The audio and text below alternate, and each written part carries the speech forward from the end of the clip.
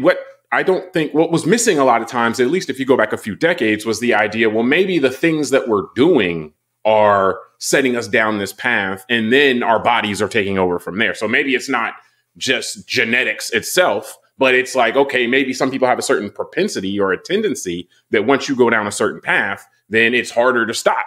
In the same way that, for example, some people can have a drink of alcohol every day or every weekend and not have an issue. And other people start doing that and they become alcoholics. And it's not, there seems to be something more going on than just this person is a little more measured than the other person. Like some people seem to be more susceptible to certain signals.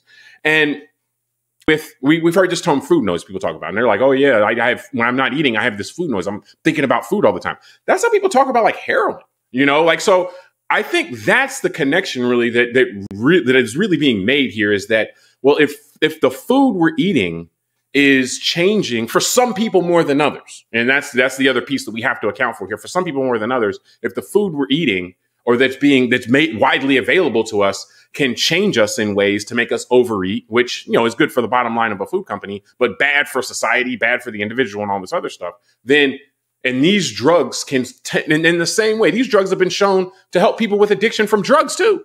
These GLP-1 drugs, or addiction from alcohol. Like people are like, yeah, I drink less alcohol when I'm doing these things. And I'm like, wow, there seems to be all kind of something swimming in the same pot here, something swimming in the same stew, where these things reduce some of these more addictive impulses and signals that are happening in people's brains, and food being a primary one of these that's being affected in this case. So